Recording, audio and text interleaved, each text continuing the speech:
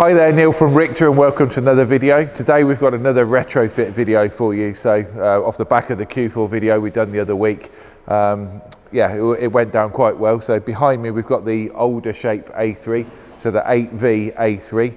This is actually in for optical front parking and also a rear view camera. So what we're going to do, you can see at the minute the front of the car is completely standard. There's no sensors at all on there.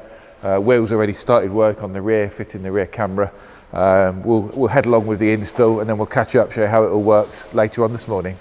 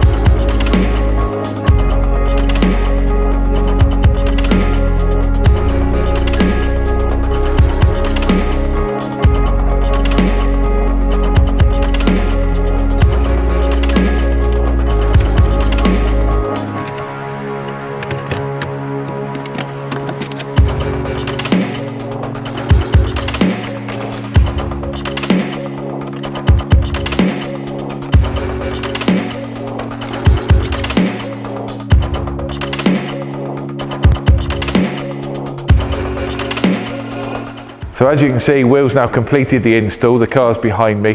First thing you'll see from the front is the flush sensors. So you've got the two inner, two outer sensors fitted in the proper factory locations and fully flush and colour coded as you'd expect. As we look at the back of the car, the handle's been replaced. There's a brand new handle assembly with the camera built in.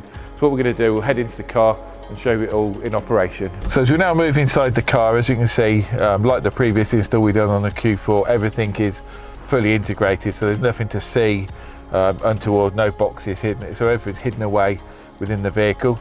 To operate this, there's a few ways of doing it. The parking system and the camera both integrate, so we can literally press the park button. This whole new switch pack has been fitted by Will.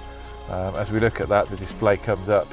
The first thing you'll see on the right hand side of the screen on this model is the parking sensors with a visual display. You can see we've got a cone just on the front middle, just to give you an example of that, and then the main image is of the rear view camera. So I move the steering, you can see there the grid lines move, so it's a fully integrated highline camera, completely as factory. The other thing we can do, if we go into this menu, you've got a couple of options here, not too much on this model. Activate automatically, so when you're approaching an object on the front, they'll activate without pressing the button. We've got front volume, rear volume, and then entertainment fader, which is available as low, medium or high.